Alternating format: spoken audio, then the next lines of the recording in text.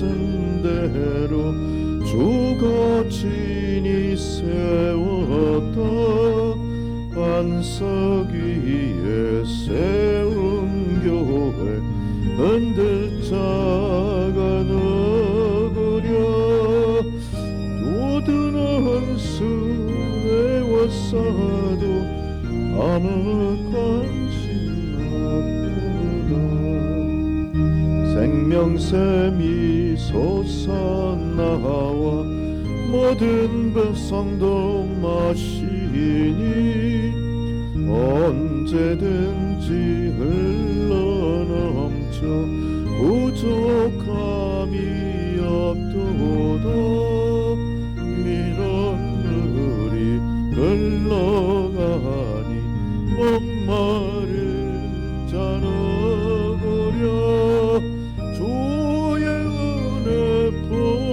풍족하여 넘치고도 넘친다.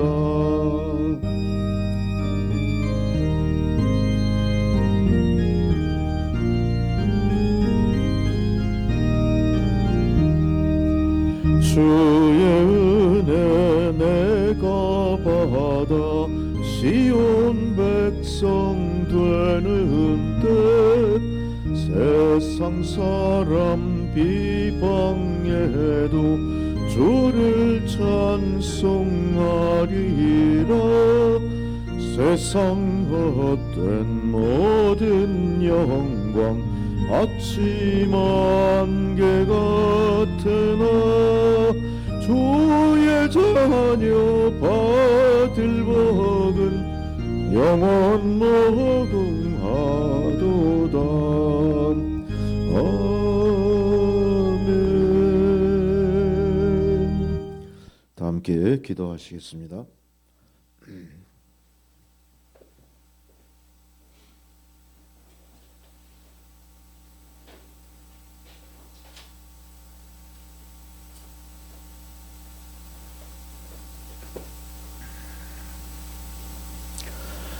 상한 갈대를 꺾지 않으시며 꺼져가는 등불도 끄지 않으시는 하나님 아버지시여 사순절 기간을 지나는 동안에도 우리로 드리는 회개의 기도 받아 주시옵소서. 전능하신 하나님을 전적으로 의지하지 못하고 마음에 스스로 세워놓은 우상을 섬기며 살았음을 또한 고백합니다. 진정 우리의 신앙을 이끄시는 것이 하나님이 아니라 우리의 탐욕이었음을 고백합니다. 하나님께서는 한 마음으로 우리를 사랑하셨으나 저희는 갈라진 마음으로 세상과 하나님 사이를 방황했습니다. 참 목자 되신 주께서 십자가에 달리심으로 우리에게 참 생명 주셨으나 저희는 목자 음성에 귀를 막은 채 거짓과 불의를 따라 멸망의 길을 걸었습니다. 세상 소리에 귀를 기울였고 주의 말씀을 멀리했음을 이 시간 고백합니다. 주님을 멀리 떠나 의와 진리와 거룩함을 버리고 살았던 저희 죄를 용서해 주시옵소서. 이제 이 순환의 사순절을 우리가 마음속으로 묵상하면서 우리의 말과 행실이 주님 십자가 지시고 가신 골고다 언덕길까지 자원하여 동행하는 믿음 허락하여 주시옵소서. 세상 일에 좌지우지되는 그런 큰 영향 속에 있지 않게 하시고 오직 말씀에 우리의 삶을 의탁하는 진실한 믿음을 허락하여 주시옵소서. 우리의 태도와 자세 또한 주 안에서 경건한 모습으로 변함으로 인하여 우리 기독교인의 삶과 생활의 모습들이 세상의 모범이 되고 어둠에 쌓여 사는 사람들로 하여금 소망의 빛이 되는 그런 역사도 이루게 하여 주옵소서. 또한 이 시간 주님 앞에 나와 엎드려 고하는 모든 기도가 주님 전에 상달이 되고 주의 응답을 통해 모든 어려운 문제가 극복되어 하나님께는 영광이요 우리의 삶 가운데 감사와 기쁨이 넘쳐나게 하여 주옵소서. 부활을 눈앞에 둔 이 계절에 우리의 삶도 주의 부활과 함께 부활하여 생명이 넘치는 그런 삶을 살게 하여 주시고, 모든 걱정 근심 다 주님 십자가 밑에 내려놓고 오직 십자가 보혈의 능력에 의지하여 감사와 기쁨으로 부활된 성도답게 살아가는 삶으로 나갈 수 있게 도와 주옵소서. 하나님, 이 자리에 남겨진 자 거룩한 씨들이 모여 있습니다. 하나님, 이들을 한 사람 한 사람 붙들어 주옵소서. 보혜사 성령을 충만하게 부어 주옵소서. 오늘도 우리에게 들려주시는 말씀이 생명이 되고 육신이 되고 우리 안에 역사하게 하셔서 우리의 삶이 변화되게 하여 주옵소서. 세상과 맞서 싸워 이길 힘이 되게 하여 주시옵소서. 예배의 시종을 주님 앞에 온전히 의탁하오며 예수 그리스도의 이름으로 기도드리옵나이다. 아멘. 주의 말씀은 고린도후서 1장 1절에서 11절까지 말씀입니다. 고린도후서 1장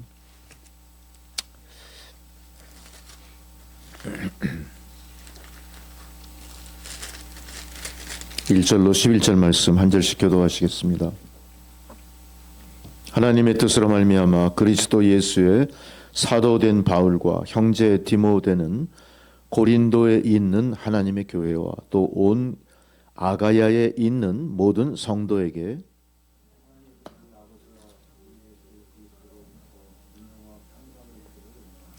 찬송하리로다. 그는 우리 주 예수 그리스도의 하나님이시오 자비의 아버지시오 모든 위로의 하나님이시며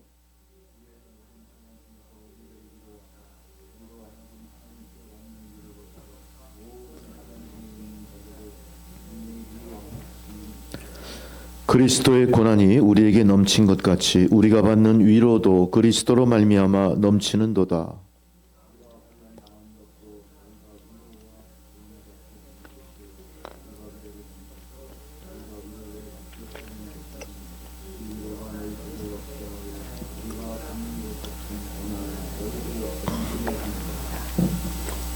너희를 위한 우리의 소망이 견고함은 너희가 고난에 참여하는 자가 된 것 같이 위로에도 그러할 줄을 알미라.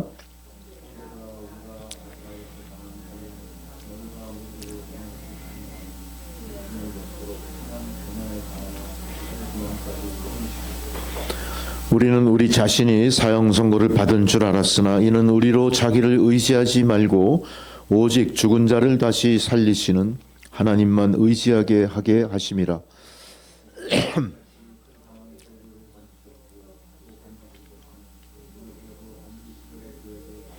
함께 있습니다. 너희도 우리를 위하여 간구함으로 도우라. 이는 우리가 많은 사람의 기도로 얻은 은사로 말미암아 많은 사람이 우리를 위하여 감사하게 하려 함이라. 아멘. 할렐루야. 이제 조혜원 집사님 찬양하십니다.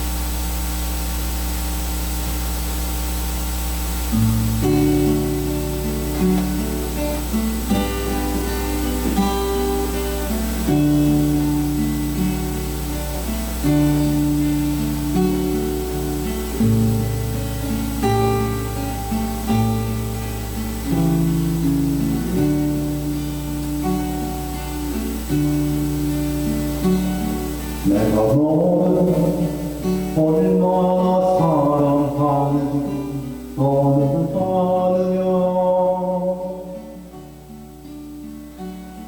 내가 너를 얼마나 좋아하는지 너는 아느냐.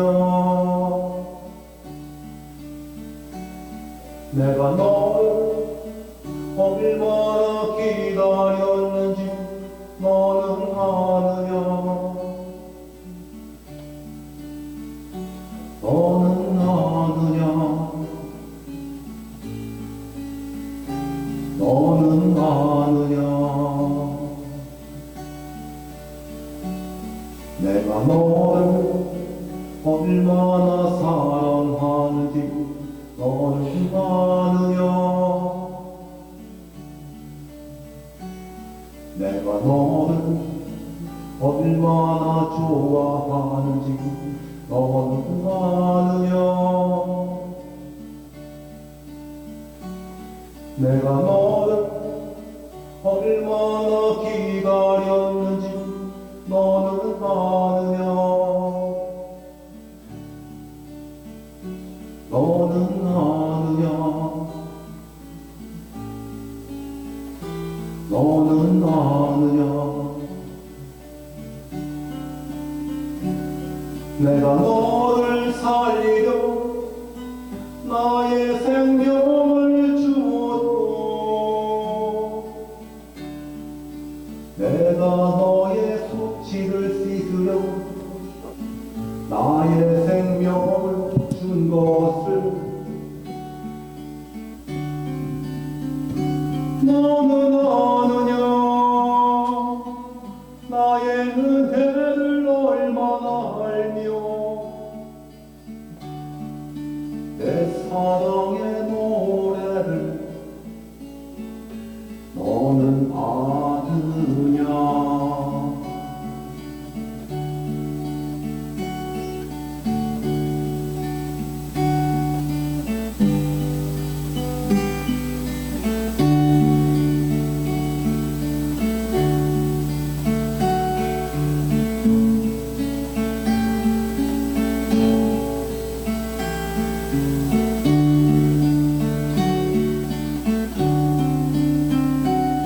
내가 너를 살리려 나의 생명을 주었고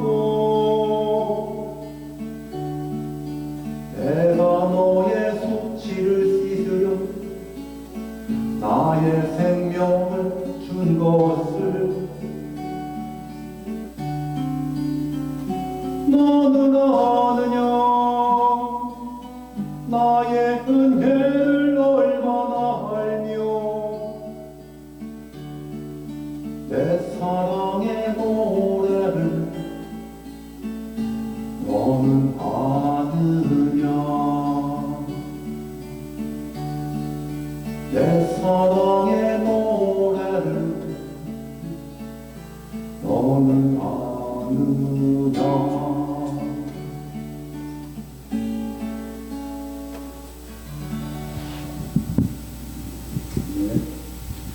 아멘.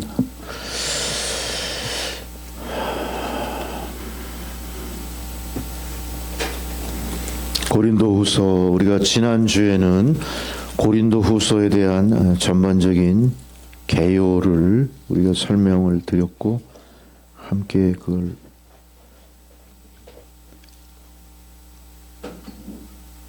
말씀을 나눴습니다. 이제 고린도후서 본문으로 본격적으로 들어가면서 이제 또 은혜를 받고자 합니다. 고린도는 고린도 교회를 위해 쓴 사도 바울의 서신서인데 전후서로 구분이 돼 있죠. 우리 고린도 전서를 통해서 고린도 교회가 어떤 입장에 처해 있는지를 이제 알게 됐고요. 또 고린도 교회가 교회로서 신앙의 집단으로서 또 하나의 조직체로서 어떻게 구성되어야 될 것이며 또 당시에 갖고 있었던 성도와 감독 간의 갈등을 어떻게 해소하고 그리스도의 몸된 교회답게 변화돼 가야 할 것인가, 그런 것에 대한 여러 고민을 고린도전서에서 엿볼 수가 있었습니다. 그러면서 우리는 고린도전서에서 교회가 교회로서 필요한 모든 것들, 교회가 부족한 부분들, 은사, 주님의 부활, 또 사도권, 뭐 이런 전반적인 것들을 고린도전서에서 우리가 읽었습니다. 읽고 또 그 의미가 무엇인지에 대해서 우리가 관심 있게 접근을 했습니다. 마찬가지로 고린도 후서도 계속해서 고린도 교회가 처한 환경 속에서 기독교인이 당하는 여러 어려움들, 그들의 고난과 또 서로 믿음의 공동체 안에서 서로 간의 위로와 또 위로 하나님의 구원과 감사에 대한 그런 모든 내용들이 오늘 읽은 본문 안에 다 같이 들어가 있습니다. 교회는 어차피 개인의 성도들이 모여 집단을 이룬 공동체입니다. 그래서 우리는 교회를 항상 공동체라는 인식 속에 대해야 될 것이고 공동체라는 인식 속에서 문제 해결에 접근을 해야 될 것입니다. 교회는 어떤 능력 있는 개인의 사유물도 아니고 능력 있는 개인의 권리대로 그렇게 독재할 수도 없는 것이 교회입니다. 교회는 근본적으로 주님 중심으로 모였고 주님이 허락하신 공동체가 됐고 우리는 그래서 교회를 그리스도의 몸된 교회 이렇게 이야기하죠. 그러니까 우리 성도는 그 몸된 그리스도 몸의 한 지체에 불과하다. 문제는 지체가 완벽하게 통합되지 않는 이상 그 몸도 고통스러울 수밖에 없다. 지체가 제 역할을 못함으로 인해서 또 서로 갈등하고 대립함으로 인해서 그리스도의 몸된 교회인 바 그리스도께서 고통당하시는 것. 교회의 고난은 우리의 고난이 아닙니다. 주님의 고난과 연결되어 있고 교회의 불명예는 주님의 불명예와 연결되어 있습니다. 교회의 비난받을 행동은 주님을 비난하는 비방의 도구로 전락할 수가 있습니다. 이 상당히 중요한 인식입니다. 그래서 우리가 교회 안에서 벌어지는 일에 있어서는 누구 하나의 잘못을 생각할 게 아니라 우리 모두의 잘못으로 인식을 하고 그것을 해결하기 위해 접근하는 것이 필요하죠. 요새 교회가 우리나라만 그렇겠습니까? 전 세계 교회가 공격을 받죠. 서방 쪽의 교회들은 이제 사회로부터 자꾸 이반됩니다. 이반, 격리되고 소외됩니다. 사회와 동떨어져 가는 거죠. 사회를 앞장서 이끌어갈 수 있었던 능력을 스스로 포기하거나 상실된 상태. 교회가 세상을 향해 그렇게 뭔가 주목받을 일을 못하는 거예요. 교회가 그동안 세상을 향해 했던 주목받을 일들을 이제 세상이 알아서 감당하죠. 서방 교회의 대표적인 거는 이제 복지입니다. 복지. 모든 사회복지가 서양에서 나왔다고 한다면 그 사회복지의 정신이 기독교 정신이고 예수 그리스도의 희생, 헌신에서 비롯된 거죠. 근데 그것이 이제는 세상으로 확산돼서 그것이 하나의 정책으로 또 그렇게 자리를 잡고 그것은 뭐 타종교에서도 추구하는 바 충분히 감당할 수 있는 것들이 됐어요. 그럼 우리는 그 복지에 대한 것뿐 아니라 그동안 더 중요한 게 있었는데 그거 등한히 한 꼴이 돼버린 거죠. 우리가 본질을 위해 애쓰고 노력한 게 아니라 교회가 비본질적인 것에 자꾸 치중한 거예요. 비본질적인 거. 우리 이거 잘 관심 갖고 해야 됩니다. 교회가 뭐 헌신하고 뭐 자선을 베풀고 남에게 뭐 돌보고 이거 물론 좋죠. 거기에 치중하다 보니까 그것이 보편화됐을 때 또 그것이 그리스도교만의 어떤 아주 개성이 있는 그 사업이 아니라 보편적으로 어떤 종교든 할 수 있는 일이 됐을 때, 그 개방돼 버렸을 때 기독교가 이제 방향을 잃고 자꾸 헤매게 되는 거죠. 이 기독교의 본질이 뭐냐? 사실 우리에게 더 중요한 것은 그리스도의 구속과 또 우리 하나님 나라 그리고 부활하신 거 그리고 그리스도의 탄생 등등 가장 필요하고 가장 중요한 내용들 그걸 우리가 좀 등한히 하지 않았나. 교회가 추구하는 행사와 업적에 그런 본질이 뒤덮여가지고 그것이 무색해졌어요. 있어도 없는 것 같이 됐고 세상 사람들이 주목하지 않게 됐고 또 그런 모든 문제들은 끊임없이 시작부터 현재까지 세상과 시비거리의 중심에 있는 일들이에요. 그 교회가 애써 그것을 피했는지도 몰라. 세상과의 논쟁을 스스로 피했는지도 몰라. 적극적으로 그걸 갖다가 타파하고 진리를 불발키려고 애쓰지 않았어요. 열심히 했다가 어느 순간 훅 하고 꺼져 버렸어요. 그게 세계 선교에서 드러나는 거죠. 세계 선교는 우리가 새로운 미지의 땅을 개척한다는 의미에서 처음부터 복음이 그들을 감동시킬 수는 없을 겁니다. 어떤 조건이 있어야 될 거예요. 그들과 접촉할 수 있는 뭔가가 마련이 돼야 될 거예요. 그래서 그들과 접촉하는 방법으로 우리는 가난을 타파하는 어떤 그 자선, 주님의 자애, 헌신 이런 걸 앞세웠죠. 그래서 구제하는 일을 많이 했고 또 교육을 시켰고 헌신했고 뭐 여러 가지 필요한 것들을 공급하면서 그들에게 기독교가 유익하다는 것을 심어주기에 바빴던 거죠. 어쨌든 출발은 그렇게 시작을 했지만 이제 중요한 것은 그게 과도기를 넘어서 성숙과 정착 단계에 이르러야 될 입장에서 그것이 많은 도전에 직면한 거예요. 도전에. 벌써 초대교회만 해도 사도성에 대한 시비가 나타났고 사도성에 대한 시비가 나타났다는 것은 주님이 이 땅에서 하신 공생애가 다 부정됐다는 거예요. 사실은. 뭐 사도 바울이나 각 교회의 감동만이 시비 대상이 된 게 아니라 교회의 본질에 대한 세상의 공격이 이제 노골화된 겁니다. 그 노골화된 세상의 공격에 대해서 우리가 어떻게 대처해야 될지 대책이 없었던 거예요. 대책이. 전 교회적인 대책이 있어야 되는 거죠. 그중에 특출난 한 사람이 해가지고는 모자라는 교회가 하나로 똘똘 뭉쳐서 기독교를 공격하는 어떤 반기독교주의 사탄의 공격을 막아내는 일에 합심해야 되는데 그걸 못했던 거예요. 결국은 교회도 전략적으로 사탄의 공격에 실패하고 있다. 지금도 그 싸움이 계속되는 데 있어서 아직도 성공이 보장되지 않는 모습이에요. 그러므로 인해서 이제 전 세계 인구 중에 종교의 그 어떤 성향을 분석해 보면 제일 많은 종교 기독교가 아니라는 거죠. 기독교가 개신교와 카톨릭을 합쳐도 제1의 종교가 아닌 거예요. 이런 상황을 우리가 심각하게 받아들이지 않죠. 그러면서 우리는 주님이 오실 날이 가까웠다. 말세다 이런 소리 많이 해요. 그러면서 요새 이란과 미국, 이스라엘, 뭐 중동에서 일어나는 이 전쟁들, 뭐 우리는 뭐 방송으로 보니까 잘 모르지만 그거 당한다고 생각해 보십시오. 참혹한 겁니다. 길을 함부로 못 지나가죠. 언제 폭탄이 날라올지, 미사일 터진 파편이 날라올지 모르는 거예요. 이 참 우리 심각하게 생각하지 않아요. 그리고 우리는 그 전쟁의 참혹함을 생각하기보다 이제 석유 문제 골치 아프다. 당장 석유가 리터에 2,000원. 우리도 1,900 몇십 원씩 주고 넣었어요.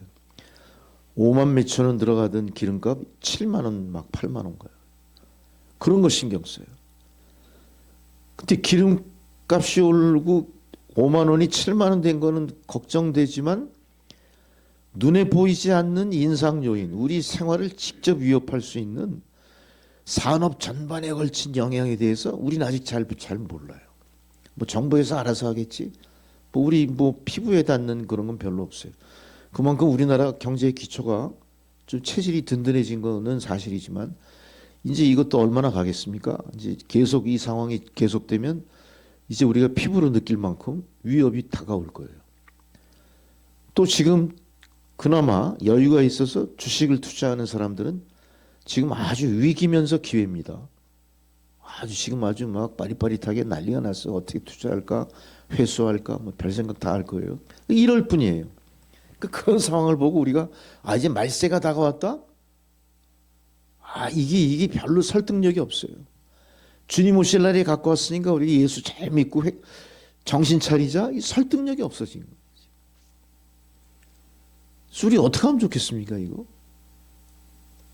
설득력이 없어지니까 사람들이 문제거리가 생겨도 교회를 안 와요. 기도로 주님 발 앞에 엎드리지 않는다니. 오히려 교회에서 대비하고 전하는 정보, 어떤 그들이 행사할 수 있는 능력, 개인보다 못해 교회가. 개인이 더 빨라요. 개인이 더 빨라요. 더 똑똑해요. 그래서 이 투자든 회수든 막 지들끼리 머리 굴리고 그래요. 그리고 말세다 이러면 웃겠죠.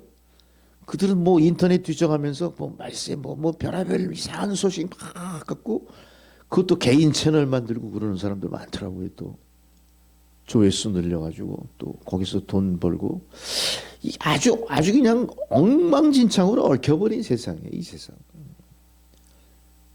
이게 왜 이렇게 됐냐? 왜 이렇게 됐냐? 첫 단추부터 잘못 끼워진 걸 수도 있고 이거는 결자 해지예요. 매듭을 묶은 사람이 직접 풀지 않으면 이거 풀리지가 않아. 이 실타래.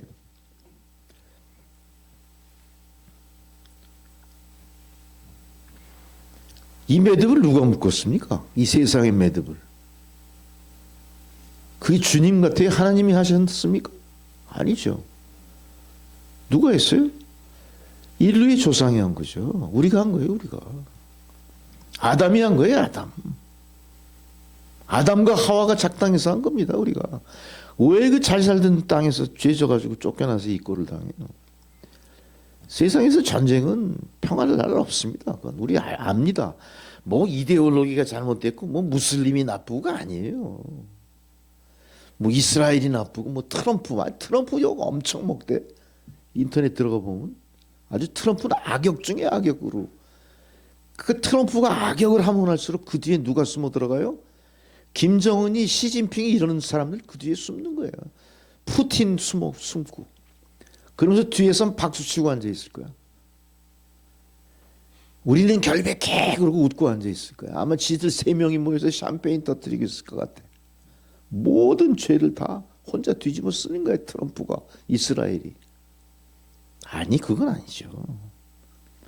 인류 자체가 지는 문제예요. 인류 전체가 회개하지 않으면요 결자해지가 안 되는 거죠. 고사성어 결자해지지만 중국 사람들이 만든 의미지만 그 의미는 있어요. 우리가 해야 돼요. 우리가 인류가 회개하지 않으면 이 전쟁이 끝나지 않습니다.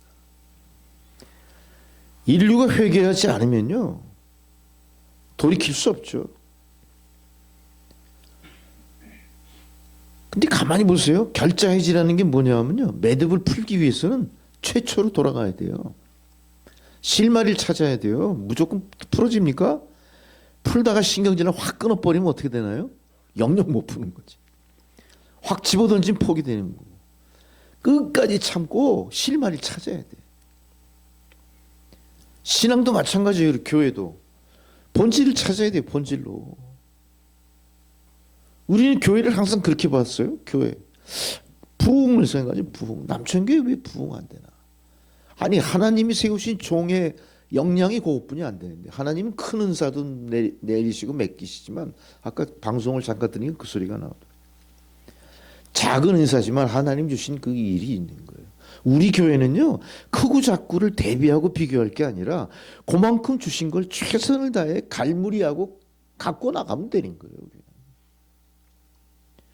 더 큰 것과 비교해가지고 그 부족한 것 때문에 스스로 자꾸 자탄에 빠지면 안 돼요. 자책할 이유도 없고 그렇다고 하나님이 갑자기 아이고 내가 판단을 잘못했구나 갑자기 너에게 부흥을 내리리라고 뭐 물 붓듯이 막 성도를 보내줍니까? 성도가 물건이에요?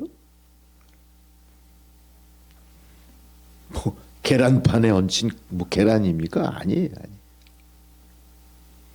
우리는요 우리에게 주어진 이 환경 우리에게 주어진 모든 이 역량 우리에게 부과된 과제 뭐 무슨 뭐 과업 그거 열심히 하면 되는 거예요.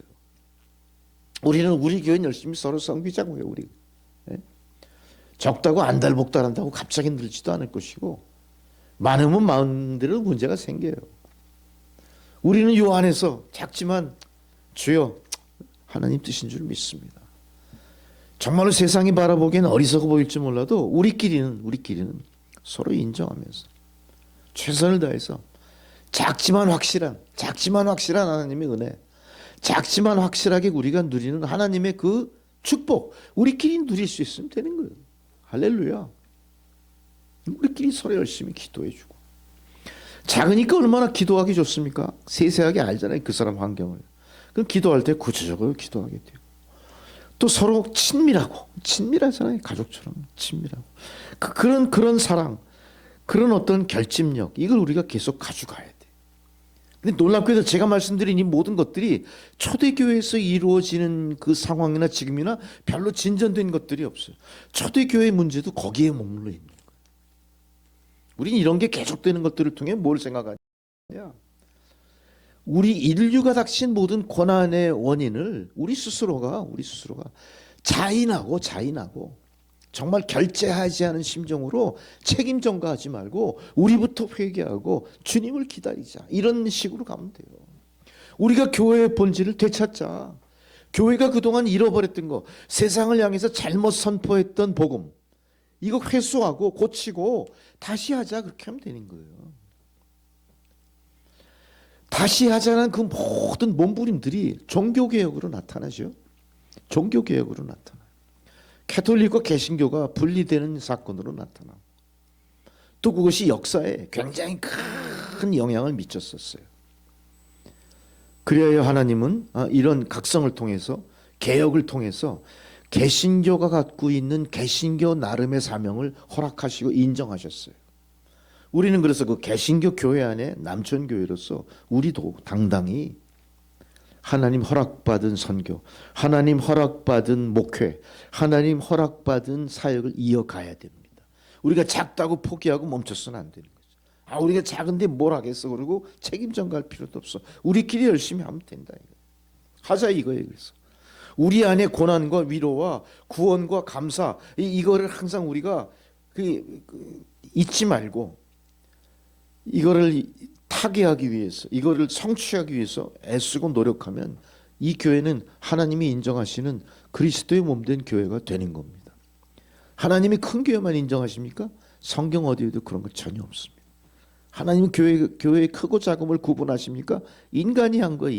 인간의 욕심이 그렇게 만든 거예요. 인간이 교회를 통해 권력을 얻고자 그렇게 했던 거고요. 부와 영광을 위해서 큰 교회를 자랑했던 겁니다. 그게 진의 자랑입니까? 택도 없는 소리죠. 아니, 절대 아니. 주님은 뭘 사랑하시나요? 주님 마지막 돌아가시기 전에 누구네 집 찾아가시죠? 그렇게 지난 주간에 말씀했잖아요. 누구네 집에? 마리아, 마르다, 나사로잖아요. 그죠? 베다니 나사로 집에 가시잖아요. 베다니 나사로 집은 뭐 크고 웅장한 지역의 유지입니까? 그 사람들이 제일 가난한 사람, 엄마 아빠도 이미 돌아가신 조실부모한 아주 외롭고 가난한 집안이에요. 근데 주님이 제일 맘 편하게 머무신 곳이 어디예요? 베다니 나사로의 집이었죠. 거기서 주님이 뭐까지 당합니까? 향유옥합, 향연을 베풀어요. 그 사람들이. 향유옥합의 향연은요, 큰 교회가 베푸는 거 아니에요. 우리 교회가 할 수 있는 거예요. 주님은 큰 교회 가가지고 여봐라 내가 왔노라 그러고 떠들고 들어가세요? 거기 무슨 카펫 붉은 주단을 밟고 들어오십니까? 아니죠. 세상 사람들이 모르는 제일 변두리, 운막 같은 쇠락한 나사로의 집을 가시는 거예요. 거기서 그 자매의 공궤를 받는 거예요. 그리고 전 재산을 다 풀어 주님의 발을, 자기를 머리 풀어 씻은 그 마리아 향유옥합석 우리가 알겠다. 우린 그걸 생각하셔야 돼요. 그래서 교회가 본질로 다시 돌아갈 수 있게 하셔야 돼요. 우리가 없으면 없는 대로 하는 겁니다. 최선을 다해서. 우리가 안달복달하고 우리가 생각하는 목표를 억지로 맞춰놓고 자꾸 그거를 성취하려고 하다 보면요, 본질이 없어서 사라져요. 교회가 그러다 보니까 어떻게 됐습니까? 부요함을 쫓다 보니까 가난한 사람들을 배척하게 돼요. 주님이 누구 때문에 오셨습니까? 세상에 가난한 사람 때문에 오셨잖아요. 교회가 세상에 권력을 쫓다 보니까 세상에서 억울함 당하고 세상에서 소외된 백성들로부터 멀어지게 되는 거예요. 교회가 할 일을 안 한 거죠. 할 일을. 그러다 보니까 교회가요, 부활의 증인도 안 돼버렸어요. 부활. 예수님 빈 무덤을 누가 봐요? 12 제자가 봅니까? 못 지키잖아요. 예수님 시신을 누가 수습합니까? 12제자가 못하잖아요. 근데 그 12제자가 자신의 사도성을 앞세워서 교회를 개척했다 하면서 교회끼리 싸움을 난 거예요. 교회끼리. 네 교회가 능력 있느냐? 우리 교회가 능력 있느냐? 너희 교회에서 선포하는 말씀이 진리냐? 우리 교회의 말씀이 진리냐? 너희 교회 감독이 사도야? 아니지. 우리 교회 감독은 베드로야 이러잖아요. 베드로. 캐톨릭의 감독 베드로예요. 쓸데없는 짓을 하면서 지금까지 교회가 왔어요. 그러니 교회가 하나님 뜻대로 부응할 수가 없는 거예요. 지금 이 모양이 되는 겁니다. 교회가. 영광은 다 떠났어요. 교회는 껍데기만 남은 거예요. 껍데기 아무리 화려하면 뭐합니까? 사람이 떠나버리는데. 사람이 떠나버린 집은요 오래 못 가요. 아무리 잘 지어놓은 집이라도 폐허가 되는 폐허. 교회가 아무리 크고 웅장하게 지어도요 성도가 떠나면 폐허가 돼버리는 거예요. 폐허가 되는 건 좋아요. 타 종교의 우상 숭배물이 돼버려요. 진짜 이건 이거 보통 일이 아니죠. 하나님 그렇게 당부하신 10계명을 어기는 일을 교회가 지금 하고 있는 거예요. 그래서 오늘 고린도후서 1장에서 사도 바울이 간곡하게 뭐라고 합니까? 하나님의 뜻으로 말미암아 형제 자매된 성도요 이렇게 얘기해요. 하나님의 뜻으로 말미암아. 여러분은 여러분의 선택으로 남천교회 성도가 됐다고 생각하시겠지만 실제는 그 뒤에 하나님의 영향이 있다는 걸 잊지 마십시오. 하나님의 뜻으로 말미암아 그리스도 예수의 사도된 바울과 형제 디모데, 고린도에 있는 모든 하나님의 교회와 온 아가야에 있는 모든 성도, 이 모든 것들이 하나입니다. 하나님의 뜻으로 말미암아 하나가 되게 된 것이다. 이거 제1성으로 선포합니다. 우리는 우리 각자 의지대로 각자 도생으로 모인 거 아니고 각자 도생으로 나가는 성도 아니야. 우리는 하나님의 뜻으로 부름받고 모인 공동체야. 이거를 강조합니다. 교회가 정말로 강조되어야 될 게 그거예요. 그게 강조되지 않고 그게 무색해지면요 엉뚱한 것들이 앞장서기 시작해요. 우리는 하나님의 뜻으로 된 거예요. 우리는 하나님의 뜻으로 이 지역의 남천교회가 된 거예요. 우리는 하나님의 뜻으로 이 지역에 우리가 남겨지게 된 거예요. 안타까워할 이유도 없어요. 누가 교회를 떠났다고 안타까워할 이유도 없어요. 하나님의 뜻으로 모여진 이 공동체가 하나님의 뜻에 아주 순전히 준행하면 이런저런 일에 절대 교회가 흔들리지 않을 겁니다. 한 사람이 나가면 한 사람이 돌아올 것이고요. 두 사람이 나가면 10사람이 돌아올 수도 있고, 두 사람이 나갔다가 두 사람 그대로 있을 수도 있고, 다 하나님의 뜻이다 이렇게 생각하는, 어떻게 보면 무책임해 보일 것 같죠? 그렇지만 그 안에 하나님의 뜻이 무엇인가를 깊이 생각하십시오. 하나님의 뜻이 내 안에서 나를 감동시킨다면 나는 어떤 경우에도 흔들림이 없이 내 출발점으로부터 목표까지 열심히 일직선으로 나갈 수 있을 거예요. 내가 지향한 목표가 내가 가장 신속하고 가장 편안하고 안전하게 갈 수 있는 길은 직선입니다. 직선. 갈짓자 걸음할 이유도 없고요. 돌아다닐 필요도 없고요. 첩경이라고 엉뚱한데 괜히 여기저기 돌아다닐 이유도 없어요. 가장 중요한 것은 내가 바라보는 그 목표를 향해 직선으로 나가는 거예요. 부디 하나님의 뜻을 구별하시고 그 직선으로 보여주신 목표를 향해 한눈 팔지 않고 가셔야 됩니다.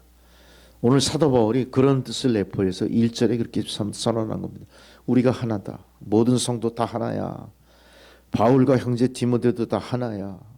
2절에 하나님 우리 아버지와 주 예수 그리스도로부터 은혜와 평강이 있기를 원하노라. 이거는 교회 감독으로서 감독권, 축복권을 이야기합니다. 축복권은 아무나 있지 않아요. 교회에서. 사도들이 갖고 있는 독특한 권세입니다. 이거는 제사장, 구약시대부터 모세로부터 시작된 제사장, 모세와 아론으로부터 시작된 제사장의 그 권세, 레위인을 통해 흘러 쭉 연결된 그런 감독으로서의 권한이죠. 그거를 지금 2절에 이야기합니다. 그래서 교회는요 감독권을 갖고 있는 주의 종이라면 무시로 하나님 아버지와의 은혜와 평강을 선언해야 돼요. 선언. 강복하는 거예요. 강복.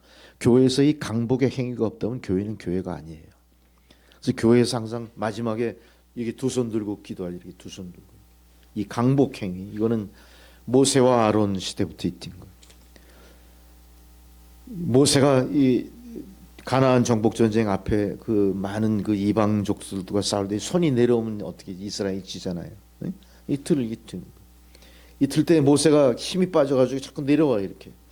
여러분 초등학교 때 두 손 들고 벌 많이 안 쓰셨구나. 표정에 별로 없고 많이 섰지.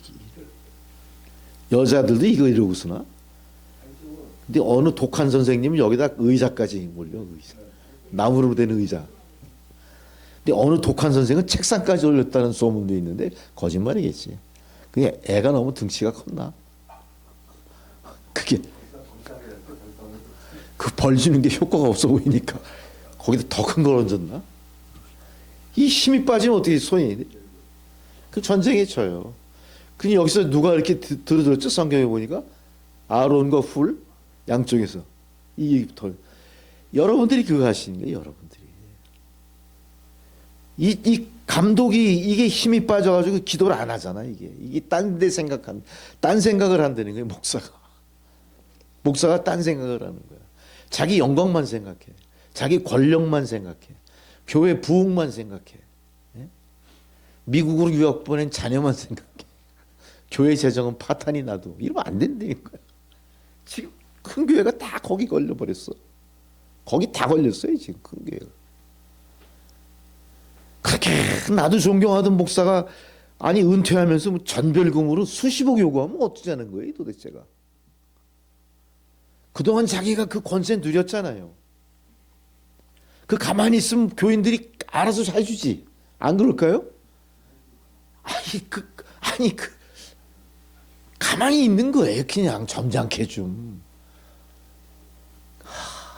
그 교회의 재정과 위상에 맞게 그 고명하신 목사님을 내팽개치겠습니까? 노후에 뭐 수십억이 필요한 것도 아닐 거 아니에요. 그냥 편안하게 노후를 지내시다가 또 목회 활동도 또 뭐 이렇게 짬짬이 좀 해서 도와주시다가 편안히 주님의 품에 안기십시오. 그거 정도 못 해주겠습니까? 근데 왜 섣불리 얼마를 줘 무슨 뭐 장사꾼이야 이게 도대체. 그렇게 된 이유가 다 뭐냐? 하나님의 뜻으로 이루어진 교회를 스스로 부정해 버리는 거예요. 이 교회는 하나님의 뜻으로 세워진 게 아니라 능력 있는 나로 인해 부흥된 거야. 그러니까 당연히 이 교회는 내가 세습해도 문제 없어 이렇게 돼 버리는 거예요. 근데 그거를 세상이 인정하지 않는 거야. 저 부정하다. 저 타락했다. 저건 세상 사람보다 돈을 더 밝히네. 그 교회가 다 도매금으로 욕을 먹는 거예요. 그 교회 사람들이 오는 발길이 끊어져 버리죠. 교회는 항상 목사의 강복선언이 있어야 되고요. 강복선언을 통해 성도들은 목사를 통해 내려오는 하나님의 은총을 감사하고 받는 거예요. 거기에 욕심을 내셔야 돼요. 그러니까 목사로 하여금 기도를 멈추지 않게 하는 일은 누가 하는 거예요? 성도들이 하는 거예요. 성도들이 그 손이 내려오지 않게 자꾸 지탱을 하게 만들어야 돼요. 한눈 팔지 않게 만드는 거 성도들이 하실 일입니다. 성도들이 목사를 유혹하면 안 돼. 돈으로 유혹하면 안 돼. 우리 목사님 차가 너무 걸어가지고 맨날 저 똥차만 끌고 다니는 게 창피해서 제가 이번에 미국에 안식년 오셨을 때 현대자동차 전시장으로 모셔서 거기에 전시된 최고급 자동차를 하나 빼서 드렸습니다. 근데 그 목사님 1년 안식년이에요. 로스앤젤레스에서 그 차 1년 타고 놓고 왔겠죠. 1년 끝나고 나니까. 그런 소리를 자랑스럽게 하는 목사나 성도나 교회는 하나님의 교회가 아닌 겁니다. 그런 거 신경 쓸 이유가 없는 거예요. 네? 그걸 억제해야지 목사한테. 권사님 너무 감사합니다. 주의 종을 섬기고자 하는 그 참 아름다운 우리 권사님 그 마음 너무나 기쁘게 저 받았고요. 하나님도 기뻐하실 거예요. 권사님 그러시려면 제발 제 생각은요 차라리 이걸로 이 LA에 있는 그 한인 개척교회를 돕든가 아니면 LA에 있는 그 노숙인들 그들을 위해서 밥을 해주고 그들을 위해서 돌보고 섬기는 선교단체 엄청 많아요. LA에 엄청 많아요. 한국 사람이 하는 것도 있고 미국 사람이 하는 것도 있고 그런 교회 도웁시다. 도웁시다. 네? 벌써 20년 30년 전에 우리나라 또 2천만 원이면요 기금을 만들 수 있어요. 기금. 그 사람들을 돕기 위한 기금을 만들 수 있다고. 지금 화폐 가치로 따진다면 그렇지 않겠어요? 그게 원칙이죠. 그걸 자랑스럽게 내가 이렇게 이게 우대를 받았어. 난 너희들과 틀려. 그러면 안 되지. 그걸 왜 목사 후보생들 앞에 그걸 왜 자랑을 해? 너희들도 똑같이 나를 목표로 목회를 해야 돼 그거야? 그러니 교회가 안 되는 거지. 안 되는 거. 3절에 보니까 찬송하리로다. 그는 우리 주 예수 그리스도의 하나님이시요 자비의 아버지시요 모든 위로의 하나님이시며 우리가 찬송받을 자리에 내가 있으면 안 된다는 걸 다시 강조합니다. 지금 고린도후서 1, 2, 3절의 말씀은 뭐냐면요. 교회의 본질, 시작을 이야기해요. 우리가 스타트선에서 뭘 준비해야 될지 이야기하는 거예요. 우리가 똑같이 경주의 100m 스타트선에 우리가 서 있다면 우리가 뭘 준비하죠? 여러분 100m 경주 보셨습니까? 100m 경주는요. 스타트를 돕는 이 발판이 있어요. 스타트 발판. 그것이 이 트랙을 꽉 찢고 있어가지고 그걸 밀치고 나가는 거예요. 또 하나 준비해야 될 건 우리가 맨발의 마라톤 누구죠? 이디오피아의 맨발의 아베베를 생각하면 안 돼. 100m 경주는요 맨발로 뛸 수가 없어요. 맨발로 뛰면 그 트랙과 맨발이 마찰이 일어나서 발 다 벗겨져. 좋은 신발이 필요해요. 싸구려 신발 신으면 무거워서 못 뛰어. 아주 그 당시 그냥 최고의 신발이 있어. 올림픽마다 만들어내. 나이키 이런 데서. 그걸 어떻게든 얻어 신어야 돼. 그래야 0.01초라도 단축해. 그 다음에 복장은 어떻게 돼? 복장. 무슬림 선수들은 복장을 어떻게 합니까? 무슬림 선수들은 머리에 이거 여자 그게 띄어질까? 그건 뭐라 그러더라? 이렇게 뭐 써요. 지금 이란의 시민혁명에서 여자들이 제일 싫어하는 게 이거 벗겠다는 거예요. 우리 왜 이거 뒤집어 쓰고 있어야 되냐? 이거 벗자. 이거 벗어야 우리가 자유고 민주고 인권이 보장되는 거예요. 이거 벗기 운동하잖아요. 만일 이거 잘못 벗으면 어떻게 되죠? 당장 잡혀 들어가요. 이란 무슬림에서. 그런 거야. 그러니까 이 사람들은 100m 선수인데 여자 선수인데 이걸 쓰고 있더라고. 나머지 여자 선수들은 어때요? 몸에서 모든 무게를 다 뺀 거야. 보기에 그냥 빨개 벗은 것 같은 몸으로 뛰는데 이 친구들은 뭘 두르고 뛰더라고. 여러분 100m 스타트 선에서는요 필요 충분 조건이 그게 준비돼야 뛰는 거예요. 교회가 교회로서 시작하기 위한 필요 충분 조건의 가장 중요한 게 뭡니까? 하나님의 뜻으로 세워진 교회입니다. 우리 교회는 하나님 아버지 주 예수 그리스도부터 은혜와 평강을 누리고 있습니다. 바로 그분은 우리의 자비의 아버지시고 위로의 하나님이십니다. 이게 교회의 시작이에요. 우리 교회는 어떤 목사 개척해서 애쓴 김모 목사의 시작 아니에요. 그 사람 이름 빼야 돼요. 무슨 교회당 이름에다 그 사람 이름 집어넣어요. 무슨 기념예배당이 세상에 무슨 기념을 하는 거야 인간이. 인간은요 끝까지 인간이에요. 아무것도 아니에요. 피조된 것들이에요. 피조된 것들이 조물주를 초월하려고 그래요. 우습게 봐요. 막 부정하고 반대하고요. 조물주를 향해 막 오물을 던져요. 막 그 형상을 막 무너뜨리고 십자가를 불태우고 별짓거리를 다 해요. 어떻게도 안 되는 거예요. 교회의 시작은 어떻게든 하나님의 뜻과 하나님 아버지 주 예수 그리스도의 은혜와 평강을 누리는 그들의 축복 때문에 유지되는 거예요. 우리는 그의 자녀일 뿐이야.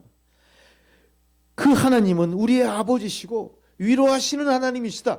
이게 교회의 강령입니다. 강령. 예? 무슨 교회 100주년 기념사업 다 무슨 왜 그 짓들 해 왜? 예? 그 교회 이름이 그렇게 뭐 찬란하고 영광스럽고 위대해요? 아니잖아요, 교회. 그래서 교회는 항상 우리가 사도신경에서 뭘 강조합니까? 세 개의 공교회를 얘기하잖아요. 공교회, 캐톨릭 처치. 남천교회나 순복음교회나 영락교회나 사랑의 교회나 다 하나님의 교회예요. 그래서 교회 이름을 제일 잘 지은 교회가 어느 교회입니까? 세상에서 교회 이름을 제일 잘 지은 교회. 그건 이름도 아니야. 주님의 교회, 주님의 교회. 그 주님의 교회는 기가 막히게 잘 지은 거야, 이름을. 그럼 이름을 잘 지은 만큼 하는 일도 주님의 교회답게 나가야 되겠죠. 그 참 좋은 거예요. 그렇게 돼. 그래서 우리는 다시 한번 우리 교회가 과연 이러한 강령 위에 흔들림 없이 서 있는 날을 봐야 돼요. 서 있는 날을 봤을 때 이거 아니다 싶으면 어때요? 빨리 포기해야 돼요. 야, 이거 감독이 교회의 머리가 됐네. 그 감독을 어떻게 해야 됩니까? 우리가 쫓아내야죠. 우리가 쫓아낼 힘이 없으면 기도하면서 하나님 도우심을 구해야죠. 이 교회가 더 이상 그 감독자의 손아귀에 놀아나지 않게 만드는 그 노력이 필요한 겁니다. 교회에서는 하나님의 그 놀라운 축복과 은혜와 평강을 누려야 되는데 그것이 강복돼서 우리에게 내려오는 게 아니라 교회가 갖고 있는 역량을 나누어 줌으로 인해서 감지도 없이 그걸 받아 먹어요. 우리가 교회가 제공하는 프로그램, 교회가 제공하는 휴식, 교회가 제공하는 생활비, 교회가 제공하는 안식과 쉼, 교회가 제공하는 직업, 이런 거를 받아 먹는 대표적인 이단교회 뭐죠? 대표적인 이단, 아주 내가 지금 말씀드린 이거 그대로 하는 데가 있어요. 통일교, 통일교. 우린 그런 걸 딱 보면 야, 지금 이 말씀과 비춰서 아, 바로 그거구나. 이걸 느끼셔야 돼요. 교회가 제공하는 안식, 교회가 제공하는 편리, 교회가 제공하는 지위 다 거짓말인 게 다 거짓말. 그건 교회가 제공하는 게 누가 제공해야 돼요? 하나님의 은혜와 평강이 나로 하여금 그것이 내 안에 있게 만드셔야 되는 거예요. 근데 그런 교회들은 다 어떤 식으로 하죠? 이건 우리 교회가 제공하는 거야. 우리 교회의 훌륭한 조직이 이렇게 하고 있고 우리 교회 창시자가 이렇게 했고 우리 교회에 아주 능력 있는 성도들이 이런 결과를 이루어낸 거야. 고마운 줄 알아. 절대 복종해. 이렇게 돼버리는 거예요. 거기서 뭐가 실종했어요? 하나님의 은혜와 평강이 사라져버린 거예요. 하나님의 은혜와 평강이 사라지다 보니까요, 하나님의 은혜와 평강에 움직이고 영향받는 것과 더불어 하나님의 징계까지도 회피하게 돼. 사람들이. 하나님의 징계는요, 우리를 죽이는 징계가 아닙니다. 깨우치게 하려는 하나님이 주시는 기회예요. 그것까지 거부해버려요. 교회가, 성도가. 그런 것이 임할 때 교회는 어떻게 합니까? 성도는 어떻게 합니까? 주님 앞에 무릎 꿇어야죠. 머리 풀어헤치고 죄를 뒤집어 쓰고 3배로 허리띠를 동이고 가슴을 치며 회개 기도해야죠. 이게 사라져버린 거예요. 교회가 왜 갑자기 이러지? 나는 교회가 이런 데가 아닌 줄 알았는데 왜 갑자기 나를 괴롭게 하는 거야? 왜 갑자기 내 양심을 찔러? 왜 갑자기 내가 가는 길을 가로막어? 왜 부정해? 아, 기분 나빠 죽겠네. 이렇게 되는 거예요. 성도가. 이게 무슨 성도예요? 타락한 성도. 교회를 대적하는 것들이 나타나는 게 교회예요. 여러분 교회 안에는 하나님의 복과 하나님의 경고와 하나님의 저주도 있을 수 있어요. 그건 우리를 죽게 하는 게 아니라 다시 회복시키시려고 하는 하나님의 관심의 손길이에요. 우리가 교회 안에서 고난을 당했다. 우리가 영적으로 큰 어떤 무거운 입장이 됐다. 뭐가 내가 힘들고 어렵다. 그때는 주님 앞에 가까이 다가서야죠. 회피하면 안 돼요. 그거 멀리 도망치면 안 되는 거예요. 이거를 교회가 조장하는 건 잘못된 교회의 모습이라는 겁니다. 이럴 때일수록 우리가 합심해서 그분을 위해서 어떻게 해줘야 돼? 용기를 북돋아주고 함께 회개함으로 우리가 살 길을 같이 찾아 나가는 거예요. 할렐루야. 이게 교회라는 거예요. 하나님은 우리의 아버지십니다. 우리의 위로하시는 하나님이십니다. 4절에 그렇게 얘기하시잖아요. 환난 중에 우리를 위로하사 우리로 하여금 하나님께 위로로부터 환난 중에 있는 자들을 능히 위로하게 하시느니라. 나도 위로받고 저 사람도 우리가 함께 위로해주고 하나님이 그 모든 것들을 통해 우리로 환난에서 건지게 하는 것이다. 그 교회가 어떻게 되는 거죠? 다시 본질을 회복하고 교회가 교회가 세상의 영적인 도피성으로 역할을 하는 겁니다. 교회가 세상의 영적인 생명선으로 방주가 되는 겁니다. 방주가. 사람들은 권유하지 않아도요, 어디에 생명이 있는 줄 알아요. 어디에 빛이 있는 줄 알아요. 어디에 선한 것이 있는 줄 압니다. 우리가 나가서 전도하고 권하지 않아도 그 교회의 좋은 소문은 향기처럼 퍼져나갈 거예요. 사람들은 교회를 우러러볼 것이고요. 사람들은 교회를 대망할 것이고요. 사람들은 교회가 희망이라는 걸 알기 시작할 거예요. 그때 교회가 다시 살아나는 겁니다. 그때 교회가 다시 일어서는 겁니다. 그때 교회를 통해 선포되는 말씀이 세상을 올바른 길로 이끌어가는 겁니다. 할렐루야. 이 일을 우리가 해야 된다. 이 일을 개척교회, 우리 고린도 교회가 하자. 이 말씀이 지금 우리에게도 그대로 적용이 되는 겁니다. 5절에 보니까 그리스도의 고난이 우리에게 넘친 것 같이 우리가 받는 위로도 그리스도로 말미암아 넘치는. 자, 그리스도의 고난이 우리에게 넘친 것 같이. 자, 초대교회 상태를 이야기하죠. 초대교회 당시의 상황이 어떤 거죠? 예수 믿으면 위험한 거예요. 예수 믿으면 불이익 당하는 거예요. 언제까지 그렇게 됐습니까? 331년까지. AD 331년. 예수님이 33살에 돌아가셨다면 331년까지 거의 300년 동안 기독교가 어떻게 됐어요? 박해받았어요. 왜? 종교로 인정받지 못했습니다. 기독교의 신을 타 신과 동일하게 보거나 이방의 신 정도로 치부해버린 거예요. 본시 하나의 신 하나님, 창조주, 조물주 하나님을 그렇게 치부해버린 거예요. 그러니까 어때요? 고난이 엄청나게 우리 안에 있었다는 얘기죠. 거의 300년 동안 생각해 보세요. 300년. 우리가 경험해 본 역사입니까? 경험할 수도 없는 거예요. 우리 수명이 짧으니까. 그걸 지금 얘기하는 거예요. 그리스도의 고난이 우리에게 넘친 것까지. 지금도 넘쳤다는 건 뭐예요? 넘쳤다는 건 우리 스스로 헤어날 수 없는 고난이 아직도 있는 겁니다. 이제 이후에 사도 바울은 어떻게 되죠? 이 넘치는 고난 때문에 순교하게 되죠. 순교. 예수님의 12제자는 이 넘치는 고난 가운데 어떻게 됩니까? 다 순교입니다. 다 순교입니다. 수많은 사람들이 어떤 일 당하죠? 로마의 네로 황제, 아주 하이라이트죠. 기독교밖에 하이라이트. 콜로세움 원형 경기장에서 사자밥으로 던져진 수많은 사람들이 아주 극형, 인간이 생각할 수 있는 가장 더럽고 잔인한 극형에 처해지는 거예요. 네? 한 가족이 다 거기 사자밥으로 던져져. 아주 그냥 인간의 역사는요, 아주 사악합니다. 잘 생각해 보십시오. 인간에게 우리가 무슨 선을 기대합니까? 꿈이에요. 꿈 깨셔야 돼요. 진짜 사악한. 아직 기독교가 이 세상에 존재하는 모든 종교 박해 중에 최고의 박해를 받아요. 최고의 박해. 어마어마한 박해를 받아요. 전무후무한 일을 당한 거예요. 전무후무한 일을. 이 일은 최근에 1943년 4년 아우슈비츠 그 포로 수용소에서 벌어진 그 유대인 학살 홀로코스트로 이어지죠.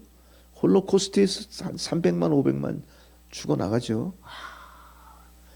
아우슈비츠 한 군데가 아니라 수많은 수용소에서 죽은 건데 아우슈비츠 거기를 한번 가보고 싶은 생각인데 요즘 또 그거 없어지더라고. 한 30, 40대는 야, 참 신기해. 어떻게 이런 일이지? 한번 가보고 싶다 이랬는데 지금 나이 들어서 그런지 이제 가기 싫어. 음침하고 별로 기분 안 좋을 것 같아. 그 얘기를 하는 거예요. 그리스도의 고난이 우리에게 넘침같이 이 넘치는 고난을 뭐로 이겨냈냐? 하반절에 보세요. 우리가 받는 위로도 그리스도로 말미암아 넘친다. 이 고난 가운데서도 이분들은 어떻게 신앙생활을 했죠? 기쁨이 넘치는 신앙생활을 한 거예요. 왜 그렇게 했습니까? 예수가 하나님이신 걸 알았기 때문에, 예수 그리스도의 부활 승천과 재림 메시아를 알았기 때문에 그게 희망이 된 거예요. 그게 생명이 된 거예요. 우리가 그 은혜로 우리는 더 똘똘 뭉치자. 우리 고린도 교회는 더 서로를 사랑하자. 더 말씀을 사랑하자. 더 세상의 빛이 되자, 이거를 다짐하는 겁니다. 여러분, 지금 우리가 읽는 이 성경, 지금 이 성경의 시대 상황은요, 기독교가 갖고 있는 아주 고난 중에 고난 당하는 아주 중심에 있는 거예요. 예수님의 고난이 우리에게 넘침같이, 마찬가지로 예수님 고난 이상으로 수많은 사람들이 억울하게 죽어갔고요, 처참하게 죽어갔고요, 모든 악행을 다 당했습니다. 다 당해도 어떻게 됐어요? 예수님이 그 형장으로 끌려가는 어린 양의 그 모습처럼 그 모습을 그대로 본받아 이 사람들도 거부하지 않고 모든 고난을 다 감당해냈던 거죠. 우리 성도님들이, 우리 믿음의 그 선조들이요. 6절에 우리가 환난 당하는 것도 너희가 위로와 구원을 받게 하려는 것이요. 환난을 반드시 당해야 되는 거예요. 이게 당해야 되는 거, 피할 수가 없어요. 이 환난을 어떻게 받아들인 겁니까? 환난은요, 당해야 됩니다. 당해야 됩니다. 문제는 뭡니까? 환난을 당하고 살아남느냐 죽어가느냐, 환난에 굴복하느냐, 그 문제인 거예요. 그러나 우리가 환난을 당해도 너희가 위로와 구원을 받게 하려는 것이요. 환난을 당해도 우리가 그 환난에 굴복하지 말자. 네로 황제에게 굴복하지 말자. 로마의 박해에 굴복하지 말자. 우리가 최후 승리는 하나님께 있어. 비록 유다는 멸망해서 사라졌고 모든 게 다 사라졌습니다. 유대인들은 세상을 유리방황하면서 지금 로마에도 유대 믿음의 공동체 흔적만 남아있는 거고, 예수 믿는 기생만 보여도 다 잡혀가 어떻게 죽을지 모르고 콜로세움 사자밥되고 모든 극형에 처해지는 그런 입장이에요. 그래도 사자밥이 돼도 웃으면서 죽잖아요. 왜? 우리가 받는 고난이 넘치면 예수 그리스도 은혜의 위로를 받기 위함이다. 위로와 구원을 받게 된다. 자, 우리 참자, 서로를 위로하는 겁니다. 이 위로가 너희 속에 역사하여 우리가 받는 것 같은 고난을 너희도 견디게 하느니라. 믿음의 공동체에는 나 하나만 고난받는 게 아니고, 나 하나만 축복받는 게 아니고, 나 하나의 고난이 모두의 고난이요, 나 하나의 영광이 모두의 영광이고, 동고동락의 모범을 보입니다. 초대교회는 모든 사람이 기쁘면 다 같이 기쁨.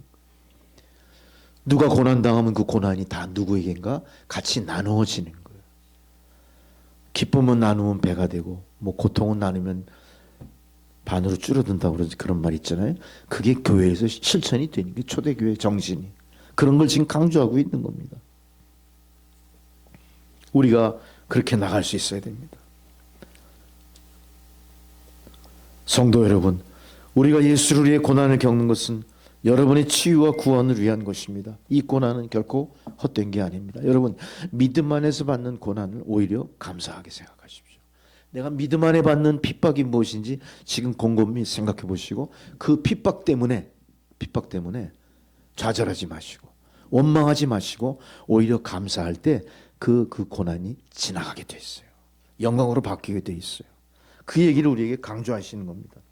우리가 잘 대접받고 도움의 손길과 격려의 말을 받는 것도 바로 고난을 이겨낸 유익이 우리에게 돌아오는 것이다.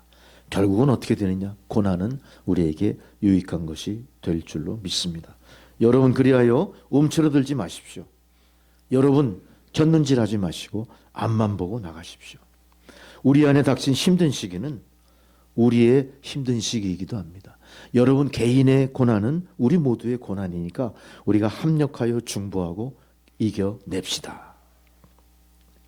이제 여러분이 복된 시기를 누릴 때 마찬가지로 힘겨운 시기를 견뎌내는 모습을 우리가 서로 보면서 우리가 서로 이거 잘 해낼 거야 의심하지 않습니다. 여러분이 상당히 처절한 상황입니다. 지금 이 교회가. 여러분, 우리는 예수를 믿되 조용히 믿습니다. 로마 관원의 귀에 거슬리지 않게 합니다. 저들의 눈밖에 나지 않도록 조심조심해서 우리가 합니다. 우리는 비밀결사처럼 예수 믿습니다. 함부로 찬양할 수도 없고요, 전도할 수도 없고요, 내가 예수 믿느라고 나타낼 수도 없습니다. 자, 어쨌든 고린도 지역에서는 교회의 형태를 가질 수 있게, 이 소아시아 지역에서는 로마 같지 않게 약간 종교의 자유가 조금 관용적으로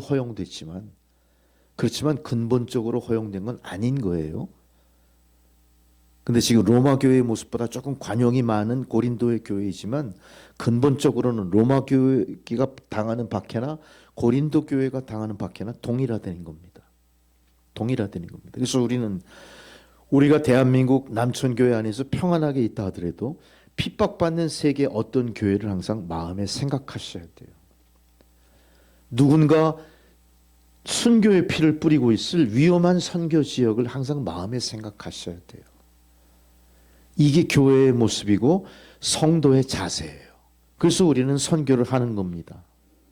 우리가 직접 선교는 못하지만 지금 이 순간에도 세계에서 핍박받는 교회와 성도, 지금 이란과 이스라엘의 전쟁통 속에 죽어가는 이란의 수많은 크리스찬들, 그들을 생각하면서 함께 울고 함께 기도하고 함께 어떻게 저들을 구출할까를 모색하는 여러분들이 되셔야 되는 거예요. 그래서 교회는 이렇게 네 교회 내 교회가 아니라 믿음의 공동체다. 공교회 개념. 세상의 모든 교회가 그리스도의 몸된 교회로 하나이다. 이걸 우리가 강조하면서 그 정신을 살려나가야 됩니다.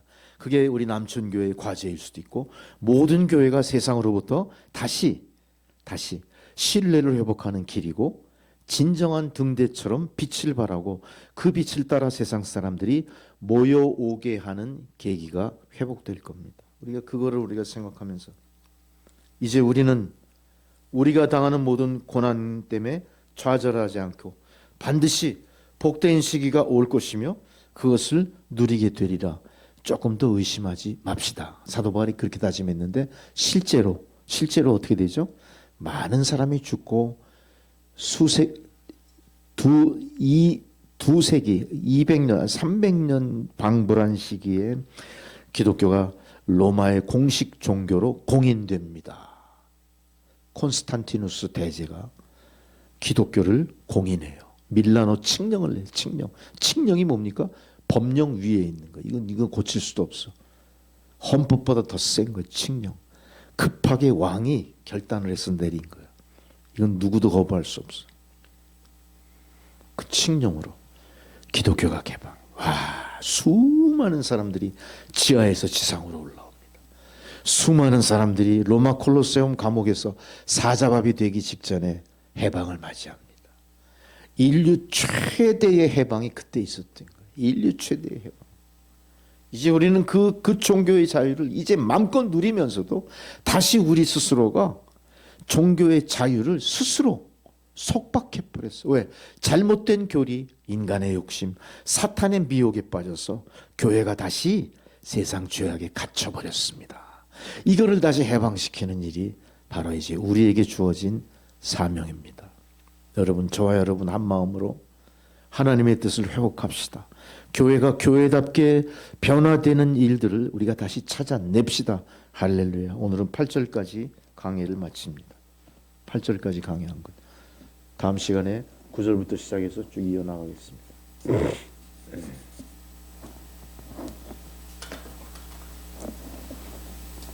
여러분, 그 강의하고 우리가 말씀 나눈 내용 중에 의문 나시거나 이러면 그걸 또 같이 토론해봐도 좋아요. 근데 그럴 마음이 없으신가요? 있으신가요? 그럴 마음 별로 없으시죠? 그동안 딴 생각하셨나? 아닐 텐데. 예.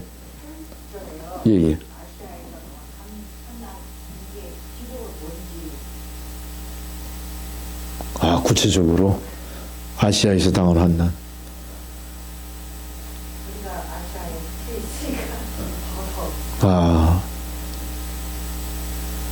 우리가 당장 아시아에서 당한 환난을 생각한다면 그렇죠. 우리 아시아 지역에 남아있던 환난의 그 흔적들이 있죠. 그 갑바도키아 터키를 여행하신 분들은 아시겠지만 지하 동굴 속에서 예배드리는 그 흔적들이 있죠. 그리고 십자가 대신 뭘 하죠? 익투스, 물고기 형상하고 하죠. 그게 박해의 형상이죠. 십자가를 못 내거는 거예요. 이건 뭐 이스라엘 땅도 아니고 거의 비슷하게 맞는 시점. 예. 그 시점 정확히 제가 몇 년도라고 볼 수는 없고요. 이게 기록된 시점이 이제 사도 바울이 50대 후반에 죽거든요. 그 추정에 정확히 언제 죽었는지 몰라요, 사도 바울이. 근데 대강 추정하기를 50대 후반, 60대 중반 뭐 이렇게 추정하는 사람들이 있는데 그런 시점을 봤을 때 아마 소아시아의 7교회가 순환당하는 그 시기의 환난, 그때 막 숨어서 예배드리고 십자가도 못 내걸고 막 도망다니면서 그 굴도 그냥 굴이 아니에요. 미로예요, 미로. 들어오긴 하지만 나가는 길은 몰라. 함부로 침입 못하게. 그 수많은 사람들이 거기서 잡혀 죽거나 아마 그런 일이 벌어졌을 거예요. 그런 환난일 겁니다. 다른 환난은 있을 수가 없죠. 그러니까 로마에서 당하는 환난이 소아시아 쪽에서 동일하게 나올 수밖에 없는 게 세상을 지배하는 중심 권력이 로마잖아요. 로마의 네로 황제를 비롯한 그 엄청난 사람, 이건 네로 황제에 바뀌는 후의 일이지만 그 전부터 계속 그런 조짐이 이어지면서 하여간 기독교는 어떻게든 세상 종교로부터 배척받았고 세상 권세로부터 계속 박해를 받았던 건 사실이에요. 그래서 이들이 당한 이 환난은 그런 환난의 일종이 계속 이어졌다. 예수 믿으면 무조건 죽는 거예요. 죽고 처참하게 죽고 쫓겨나고 격리되고 추방당하는 그런 환난. 추방당하는 환난. 그리고 절대 여기서 형제들을 이야기할 때 우리가 기억나는 건 뭐냐? 유대인 디아스포라입니다. 이 일을 하는 중심에 항상 유대인들이 있었으니까 유대인들의 결사의 자유를 철저히 배제했어요. 어느 나라고 유대인들이 모이지 못하게 했어.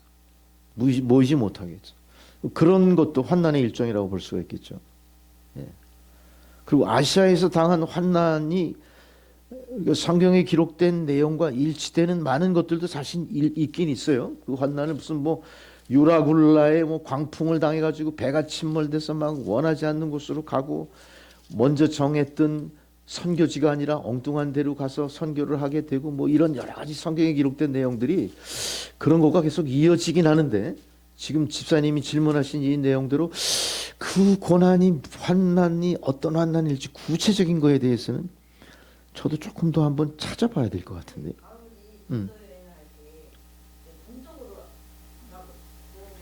원래는 저 스페인 쪽으로 가기로 작정했. 네. 그게 길을 갑자기 돌이킨 게 그 태풍을 만나잖아요. 무역풍. 그 무역풍을 만나가지고 파손이 되죠. 배가 가던 배들이 그 뭐 죄수를 호송하는 배와 같이 파손돼가지고 어느 이상한 섬에 그 멜리 그게 무슨 섬이더라. 그 섬으로 가고 거기 원주민을 만나고 이런 걸 통해서 하나님의 뜻을 이제 알게 되죠. 아, 하나님의 뜻이 나를 그 이베리아 반도 쪽 뿐이 아니라 소아시 쪽으로 인도하시는구나. 그래서 바울이 거기서 마음을 돌이키고 세계 선교여행을 3차까지 진행하는 일을 거기서 하게 되는 거죠. 그건 하나님의 뜻이었지 바울이 의도한 것은 아니었던 것 같아요. 예. 그 하나님께서는 하여간 그거는 마치 어떻게 보면은 우리가 욥기에서 그게 나오죠. 욥기에서 그 욥기가 욥기가 아니라 여기 어디냐? 나도 이제 막 이 총기가 떨어지는 거야. 막 오락가락해. 요나가 나오죠. 요나가 원하던 곳으로 못 가죠. 요나의 예가 이 사도 바울의 세계 선교의 예표가 돼요. 예, 하나님의 선교는 인간이 정한 대로 절대 될 수가 없다. 예, 지금 요나서를 통해서도 요나가 여호와의 뜻을 피해 달아나려다가 일을 당하거든요. 예, 그러면서 요나에게 두 번째 하나님 말씀이 임하셨을 때 접근성 니느웨로 가서 내 말씀 선포하라. 이렇게 돌이키게 만드시죠. 고전에 요나는 하나님 말씀을 거역함으로 인해 물고기 뱃속에 빠지죠. 밤낮 3일 동안 물고기 뱃속에 있어요. 그때 요나가 하나님께 이렇게 기도해요. 내가 받는 고난으로 말미암아 여호와께 불러 아랬더니 주께서 내게 대답하셨다. 주께서 나를 깊은 바다 가운데 던지셨고 큰 물이 나를 둘러 큰 물길이 내 위에 넘쳤다. 내가 말하기를 내가 주의 목전에서 쫓겨날지라도 다시 주의 성전을 바라보겠나이다. 내가 거역한 거 용서하십시오. 그 뜻이죠. 물이 나를 영혼까지 들렸사하며 기품이 나를 에워싸고 바다풀이 내 머리를 감쌌습니다. 거짓되고 헛된 것을 숭상하는 모든 자는 자기에게 베푸신 은혜를 버렸사오나 나는 감사의 목소리를 주께 제사 드리고 나의 서원을 주께 갚겠나이다. 구원은 하나님께 속하였으니 나를 살려주십시오. 이렇게 기도해요. 회개 기도라는 거예요. 이게 벌써 이게 하나님 말씀을 거역한 것 문제가 나와요. 요나서 1장 4절에 보면 여호와께서 큰 바다에 큰 폭풍이 일어나요. 배가 거의 깨지게 되고 사공들이 두려워서 각기 신을 부르고 배를 가볍게 하려고 누군가를 바다에 던지는데 요나가 거기 걸려들어. 그때 요나는 깊은 배 밑에 잠자고 있었죠. 선장이 말합니다. 너 여기 왜 있냐? 너 예수 믿는다며? 너 하나님께 구해봐라. 하나님이 우리를 망하지 않게 하실지 어떻게 하느냐. 그러면서 그들이 서로 얘기합니다. 제비 뽑자 그래요. 이 재앙이 누구로 말미암아 우리에게 임하였는지 제비 뽑자 그래요. 그때 제비 뽑을 때 요나가 당첨돼. 요나가. 그때 무리가 얘기합니다. 이 재앙이 누구 때문에 너에게 임했는가? 얘기해봐. 내 생업이 뭐야? 너 어디서 왔어? 내 나라 어디고 어느 민족이야? 나는 히브리 사이며 바다와 육지지신 하나님 여호와를 경외하는 자라. 자기가 여호와의 얼굴을 피함인 줄 알고 그들에게 말하였으므로 무리가 알고 심히 두려워하여 이르되 네가 어찌하여 그렇게 했느냐? 네가 하나님 말씀 거역해서 우리가 이 꼴 당한 거구나. 바다는 점점 흉흉해집니다. 무리가 그에게 다시 얘기합니다. 우리가 너를 어떻게 하여야 바다가 잔잔하겠느냐? 그가 대답하되 나를 들어 바다에 던지라. 그리하면 바다가 너희를 잔잔하리라. 너희가 이 큰 폭풍을 만난 것이 나 때문인 줄 내가 아노라. 요나는 깊이 회개한 거예요. 깊이 회개한 거야. 하나님이 노하셨다. 처음에 요나는 사실 이렇게 서원을 했죠. 하나님 말씀이 요나에게 임할 때 니느웨로 가서 주의 말씀을 전하라. 니느웨로 가라 그랬어요. 근데 요나가 여호와의 얼굴을 피하고 다시스로 가버리죠. 다시스. 반대로 가는 거예요. 다시스로 간 거 잘못된 거죠. 똑같은 일이 사도 바울에게 일어났어요. 사도 바울은 항상 꿈이 그겁니다. 이베리아 반도. 그러니까 그리스 로마를 중심으로 그는 동진이 아니라 서진을 택했죠. 서진. 더 이쪽 유럽 대륙으로 가서 복음을 전하기를 원했어요. 그래서 그가 목적했던 데가 지금 스페인이에요. 스페인 쪽에. 그러니까 하나님 뜻이 아니었던 거죠. 그러니까 지금 이 똑같아요. 지금 요나를 통해서 이미 하나님이 예표하신 것 같아요. 그래서 그런 거를 통한 여러 가지 그 환란들이 멈추지 않고 일어났었고 이미 사도 바울 이전부터 있었던 거는 예수님이 세상에 태어나실 때부터 계속 기독교인은 박해받았어요. 예수님 당시부터. 예수님을 추종하던 사람들은 사람 취급 안 했죠. 유대인들이. 사람 취급을 안 했습니다. 예수님이 하시는 모든 일을 거부했어요. 다 반대하고. 그래서 그 당시 바리새인, 사두개인, 에세네파 이런 사람들 절대 예수 무시했죠. 용납하지 않았습니다. 그리고 예수를 법정에 고발한 것까지도 그들이 그렇게 한 거고. 그 동정한테 배반받은 예수님. 그때부터 박해는 계속 심각하게 있었죠. 심각하게 계속 있었던 것이고 결국은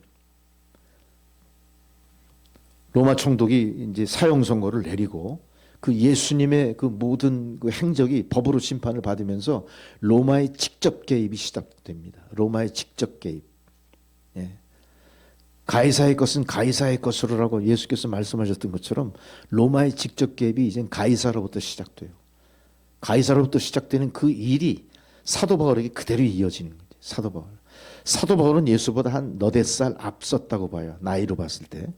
그러니까 예수께서 33살에 죽으시고 나서 그 이후부터 이제 회심하고 사도 바울의 회심을 통해 사도 바울이 주님의 일을 하다가 순교하기까지 얼마 되지 않았죠.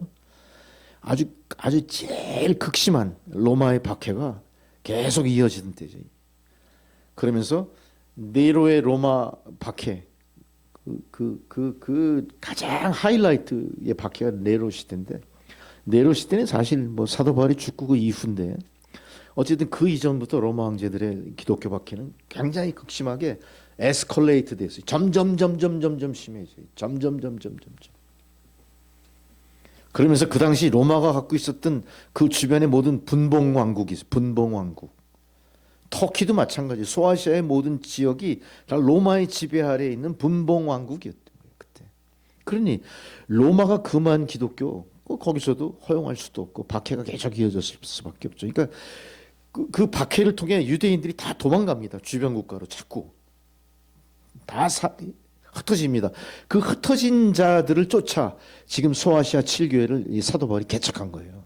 그들을 쫓아. 그러니까 그들이 이미 세상으로 쫓겨나가면서 그 지역의 공동체를 마련할 때부터 이미 유대인들에 대한 박해는 엄청 심했던 거고, 그렇게 쫓겨나간 사람들 중에서 주류를 이뤘던 사람들이 기독교인이었다.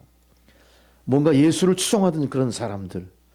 벌써 거기는 예수님 복음의 씨앗이 다 심겨져 있는 그런 디아스포라였죠. 그래서 이 사도 바울이 각 교회를 감독하기 이전부터 그 교회들은 자체적으로 엄청 부흥했어요. 소아시아 7교회 개척한 그 교회가 개척의 씨를 뿌리고 나서 스스로 엄청나게 부흥을 했던 거예요. 그 교회가 커지다 보니까 문제가 발생하고, 문제가 발생했다는 소식을 듣고 사도 바울은 2차, 3차 세계 선교여행 같은 거를 계획하면서 각 교회마다 자기의 서신을 통해서 교회의 본질이 흔들리면 안 된다. 우리가 박해받는 것도 하나님 영광을 위한 것이요. 자꾸 용기를 북돋아주면서 교회가 해체되고 분열되는 걸 막았던 거죠. 어떻게든 막았어요, 사도 바울이. 그 사도 바울의 용기, 그 사도 바울의 헌신이 지금 우리 교회를 있게 하는 것이고, 그 정신은 지금도 우리 안에 유효해요. 이 끝난 게 아닙니다, 이 일이. 교회는 계속해서 세상을 향해 개척하고 세상을 향해 저항하고 세상을 변화시키려고 자꾸 시도합니다. 그거 끝난 게 아니에요. 미완성이었대요, 사도 바울이. 왜? 사도 바울이 그 박해, 고난에서 순교당하게 되잖아요. 고난이 끝난 게 아니죠. 순교당해버려요. 시차를 두고 예수님 12제자가 다 돌아가시죠. 순교의 피를 뿌리죠. 그런 역사 속의 배경에 있는 고난이 지금 말씀하신 그 고난일 것이다. 우리 이렇게 얘기하고. 설명이 좀 되는 거죠. 이렇게 되면요. 그렇게 이해하시면 될 것 같은 느낌이고요. 자, 그럼 제가 조금 더 돕기 위해서 고린도후서 1장 8절의 말씀이었죠. 자, 그럼 이걸 조금 쉽게 풀었은 우리 이 개역개정 성경이 아니라 공동번역 성경에는 그 부분을 어떻게 표시했을까 보죠. 잠깐 언급하고 나왔을 것 같아요. 하여간 사도 바울은 마케도니아를 거쳐 소아시아로 건너오면서 그 모든 여행 계획을 통해 교회를 다시 재건하고 굳건하게 붙들려고 굉장히 애를 많이 썼습니다. 여기서는 이렇게 나와요. 구체적인 언급이 없습니다. 공동번역에서도 형제 여러분, 우리가 아시아에서 겪은 환난을 여러분도 알기를 바랍니다. 우리는 너무나 힘겹게 짓눌린 나머지 살아날 가망도 없다고 여겼습니다. 바로 박해입니다. 그 이야기예요. 여긴 이렇게 썼어요. 너무나 힘겹게 짓눌린 나머지 살아날 가망도 없다고 여겼습니다. 수많은 사람들이 감옥에 갇혔고요. 수많은 사람들이 박해받아 죽었고요. 린치당하고 테러당하고 추방당하고 그런 난난. 네. 우리는 너무나 힘겹게 짓눌린 나머지 우리가 여기 살 수가 없겠다. 살 수가 없겠다. 그렇게 여겼을 뿐만 아니라 그 다음 저 9절에는 뭐라고 얘기하면 이미 우리는 사형 선고 받은 몸이라 느꼈다. 그것은 우리 자신을 신뢰하지 않고 죽은 이들을 일으키시는 하나님을 신뢰하게 하시려는 것이었다. 이렇게까지 내모신 하나님의 이유가 있을 것이다. 그거는 뭐냐? 너 믿지 마. 너를 죽음에서 건지시고 영생을 주실 하나님을 믿어. 이렇게 만드시려고 우리를 고난의 끝까지 밀어붙인 건 하나님 뜻이야, 이거예요. 우리가 당하는 고난은 내가 자초한 고난이 아니라 누구 원망할 고난도 아니고 하나님께서 다 알고 계신 고난이야. 걱정하지 마. 이 고난을 통해 하나님 영광 받으실 거야. 이 고난의 끝은 절대 절망이 아니야. 이 고난의 끝은 절대 사망이 아니야. 다시 부활하는 거야. 우리가 이겨. 이 얘기를 강조합니다. 그 이야기를 강조하기 위해서 도입한 게 뭐냐? 우리가 아시아에서 겪은 환난을 이야기해요. 우리가 아시아에서 겪은 환난. 죽을 똥 살 동안 그 환난을 이야기해요. 그 환난의 일부가 굴로 숨어들어가고 로마 지하 무덤에서 예배드리고 잡히면 죽고 십자가 내걸면 작살나고 익투스 걸고 물고기, 사람들이 익투스는 몰라요. 그게 뭔 뜻인지도 모르고 물고기 있으면 저 집은 물고기 파는 집인가 이러고 지나가. 근데 십자가 걸면 당장 박살. 무시무시한 거죠. 그걸 지금 이렇게 표현했어요. 아시아에서 겪은 환난, 여러분이 알길 바랍니다. 여기서 아시아라고 하는 지역을, 지금 이들이 사는 지역도 아시아에서 사실은요. 그러니까 아시아가 이들이 바라볼 때 인문, 사회, 지리, 역사 입장에서 굉장히 큽니다. 그 당시에. 지금도 크지만 이때는 뭐 교통이 발달했습니까? 뭐가 있습니까? 거의 뭐 낙타 타고 다니는 시대잖아요. 엄청나게 큰 땅이기 때문에 아시아면 이쪽 소아시아 저기 구분도 없이 큰 아시아. 그 아시아에서 겪은 환난을 고린도 신자에게 얘기한다고 해서 아니 고린도는 아시아가 아니고 유럽인가 이렇게 이야기할 게 없이 그 큰 아시아 대륙, 그 중에 그 우리가 소아시아로 구별하는 그 터키 뭐 이쪽, 이 도시에서 당한 환난 너희가 알기를 원한다. 우리가 너무나 힘들었잖아. 우리는 가망이 없다고 여겼는데 하나님이 이렇게 하신 거야. 우리는 이거 이겨낼 거야. 그 얘기를. 할렐루야. 이렇게 하니까 한번 다시 둘러보게 되고 의미가 있네요, 좀. 이런 질문은 우리 또 유집사님이 예리하게 잘하시거든. 그리고 저는요, 성격이 질문을 받으면 이걸로 끝나지 않아요. 또 집에 가서 다 찾아보고 다음 주에 또 제가 보충 설명 또 해드릴 거예요. 기대하십시오. 할렐루야. 자, 광고. 예. 자, 이제 사도 우리 고린도후서도 이제 발동을 걸었습니다. 그래서 고린도후서가 뜨겁게 계속 진행돼 갈 것이고요. 또 더불어 부활이 이제 또 눈앞에 다가오고 있습니다. 이제 한 20일 뒤에 우리가 부활의 기쁨을 맞이하게 될 건데, 부활의 기쁨을 맞이할 때마다 우리가 진리를 아는 입장에서 맞이한다면 이번에 우리가 맞이하는 부활절은 우리 인생의 부활절이 될 거예요. 의미 있는 부활절. 그렇게 되기를 주의 이름으로 축원합니다. 부활의 주님과 함께 우리도 부활하셔야 돼요. 우리도 부활하셔야 돼요. 부활해서 새 생명 얻읍시다. 부활해서 정말로 깜짝 놀란 만큼 변화된 우리의 모습을 세상에 드러내고 성도들 다 함께 부활을 찬양합시다. 할렐루야. 기도하시겠습니다. 전능하시며 자비하신 아버지 하나님, 귀한 생명의 말씀을 통하여 우리가 잊었던 교회의 본질과 하나님 부르심의 뜻이 무엇인지를 깊이 통찰하게 하신 은혜 감사를 드립니다. 세상의 소금도 아니고 세상의 빛도 안 되는, 세상으로부터 지탄받는 쇠락한 교회의 모습을 보고 하나님 한탄하시는 주님의 그 음성, 우리 귓전을 쟁쟁이 울리고 우리의 심령을 무겁게 만드는 이 현실을 우리가 깊이 통찰하고 깊이 회개하고 깊이 각성하고, 우리가 남천교회 성도로서 그리스도의 몸된 교회를 위해서 무엇을 어떻게 회복하며 무엇을 어떻게 고쳐나가야 될지를 깊이 깨닫고 실천에 옮기게 하여 주시옵소서. 그래야 우리 남천교회가 이 지역사회를 밝히는 등불이 되게 하시고 고난과 시련 속에 허덕대는 사람들을 구원하고 위로하는 그런 생명의 방주가 되게 하시고, 작지만 큰 교회로, 가난한 것 같지만 진정 부요한 교회로, 주님의 능력과 구원의 복음을 세상에 선포하는 교회로 다시 부흥되도록 역사하옵소서. 감사드리오며 예수님의 이름으로 기도드리옵나이다. 아멘. 여러분, 우리의 기도하고 축도로 예배 마치겠습니다. 전능하고 자비하신 아버지 하나님, 오늘도 말씀의 전에 저희들을 부르시고 주님 말씀 앞에 엎드리게 하신 것 감사드립니다. 하나님 주신 말씀을 깨닫기까지 우리에게 지혜의 영을 부어주셨사오니 하나님, 우리가 말씀을 깨닫고 들을 때마다 기쁨과 감사가 넘쳐나게 하옵소서.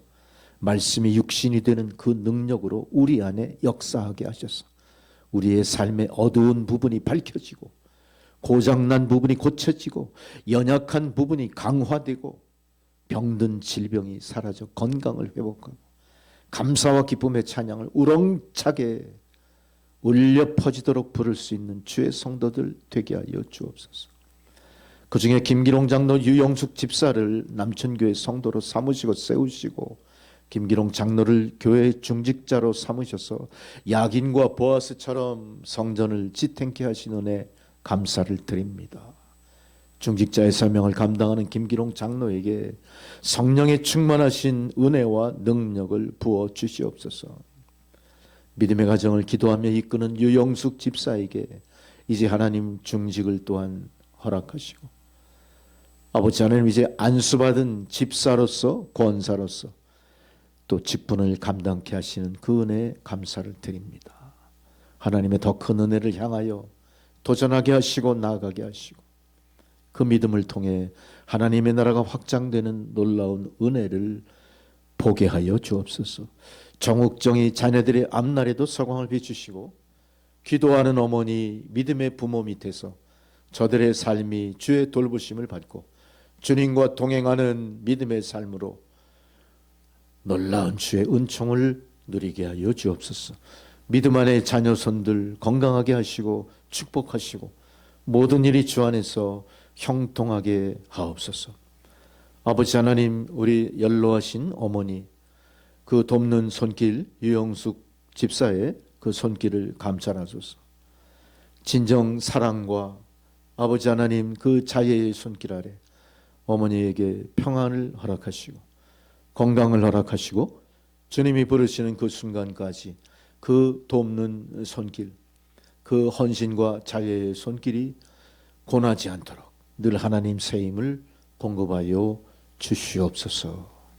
주님 사랑하시는 조혜원 집사의 찬양 사역이 주의 복음과 함께 땅끝까지 울려 퍼지기 소망합니다. 주의 찬양을 부르는 동안 그의 심령에 기쁨과 감사가 넘쳐나게 하옵소서. 하나님의 돌보심으로 그의 생활도 그의 삶도 걱정 근심 없이 주님과 동행하는 안연한 인생으로 하나님 든든히 세워 주시옵소서. 주신 생업도 지켜주시고 주 안에서 부흥케 하심으로 아무 걱정 근심 없이 그에게 주어진 바 모든 재능과 시간과 모든 역량을 하나님 영광을 위해서 쏟아 부을 때 하나님 그 자리에 또한 하나님의 놀라운 은혜로 채워 주시옵소서. 건강하게 하여 주시옵소서. 소망이 넘치게 하여 주시옵소서. 성령 충만 찬양이 늘 그 입술의 열매가 되게 하여 주시옵소서. 이 자리에 함께하지 못한 조유정 권사 건강 주시고 소망 주시고 차성수 장로에게도 건강 주시고 소망을 주셨소. 차성수 의원이 좋은 병원으로 주님의 사랑과 구원의 복음을 함께 전하는 그런 치료하는 병원이 되게 하시고 주변의 많은 병원과 그 경영의 경쟁에서 뒤처지지 않게 하시고 모든 경영상 압박을 극복하고 부흥하는 병원으로 하나님께 영광을 돌리게 하옵소서. 아버지 하나님, 원경진 자매를 주의 손에 의탁합니다. 참으로 어렵고 참 힘든 시간 속에 있으나 하나님 이 딸의 일거수일투족을 감찰하시고 또 그 남편에게 이제 합당한 좋은 직장도 허락하심으로 모든 고난과 시련이 하나님 은혜로 변화되고 모든 것이 하나님의 은혜와 돌보시는 손길로 이루어졌음을 증거하고 감사하는 원경진 이 딸의 믿음이 되게 하여 주옵소서.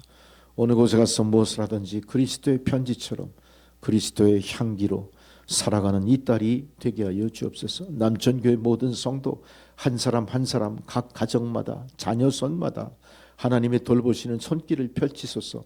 주님의 불꽃 같은 눈동자로 저들을 지키시고 돌보아 주시옵소서. 주님 부르신 김혜영 사모 연약한 육신을 강건하게 회복시키셔서 주님의 일을 넉넉하게 감당할 뿐만 아니라 더 많은 달북동포들에게 복음을 전하고 저들을 섬기고 보살피는 일을 넉넉히 감당할 수 있는 그 육신 백체 모든 질병을 떠나 강건하게 주여 회복시켜 주시옵소서. 남은 생에 맘껏 주의 일을 감당하다가 주님 부르시는 그 순간까지 주님의 일을 할 수 있도록 하나님 허락하여 주시옵소서. 섬기는 교회를 위해 성도 한 사람 한 사람을 위하여 늘 기도하는 그 무릎을 강건하게 주님 지켜 주시옵소서. 새 힘을 공급하여 주시옵소서. 모든 것을 주님 앞에 온전히 의탁드리옵고 예수 그리스도의 이름으로 기도드리옵나이다. 아멘. 이제는 우리 구주 예수 그리스도의 은혜와 하나님 아버지의 사랑과 성령의 교통감화 역사하시는 그 놀라우신 은혜가 오늘 귀한 생명의 말씀을 통하여 교회의 본질을 깨닫고 아버지 하나님 성도의 사명을 각성하도록 회복시키시는 은혜에 감사하며 세상을 향해 나가는 주의 성도들 머리 위에 그들의 가정과 자녀 손들과 하시는 모든 일들 가운데 이제로부터 영원토록 함께 하시기를 간절히 축원하옵나이다. 아멘. 감사합니다. 예배를 마쳤습니다. 감사합니다. 할렐루야.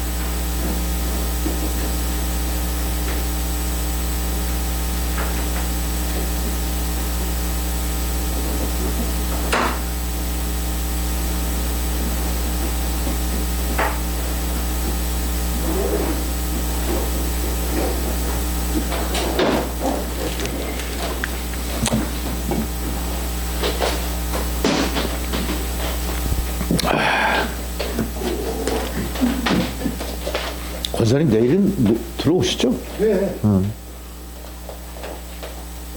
내일 또 목요 예배까지 안 나오시나? 네. 네, 감사합니다. 네, 집사님. 네.